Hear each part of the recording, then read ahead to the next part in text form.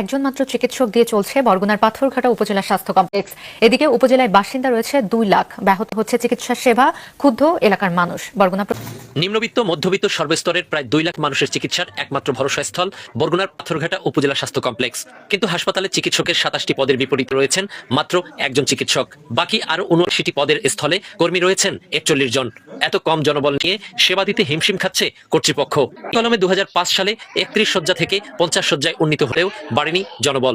সেবার মান নিয়ে অভিযোগের অন্ত নেই রোগীদের। এমার্জেন্সি সামলাতে না পেরে রোগীদের সামান্য কারণেও পাঠানো হয় বরিশাল বা অন্য কোনো বেসরকারি হাসপাতালে। সামলাতে নাজেহাল হলেও নিয়মিত সেবা দেওয়ার কথা জানান কর্মরত একমাত্র চিকিৎসকের পোস্ট এখানে 27 জনের, সেখানে এখন কর্মরত আমি আছি। একটু কষ্ট হয়ে যাচ্ছে, যেমন আমি বিগত আজকে 15 দিন ধরে আমি হাসপাতালে আছি, 24/7 হাসপাতালে থাকতে হচ্ছে। সকালবেলা 8টার দিকে মানে নাইট শিফট যখন শেষ হয় 8টার দিকে উঠে আমি ফ্রেশ হই, উপরে প্রথমে রাউন্ড দিয়ে যে রোগীগুলো আছে ওগুলো দেখে আবার নিচে ইমার্জেন্সিতে বসি, ইমার্জেন্সিতে সবসময় থাকি। আর পাশাপাশি যে বহির্বিভাগের রোগীগুলো আসে সেই রোগীগুলো বহির্বিভাগ থেকে টিকিট কেটে এনে আমার এখানে নিয়ে আসে, আমি দেখে দিই।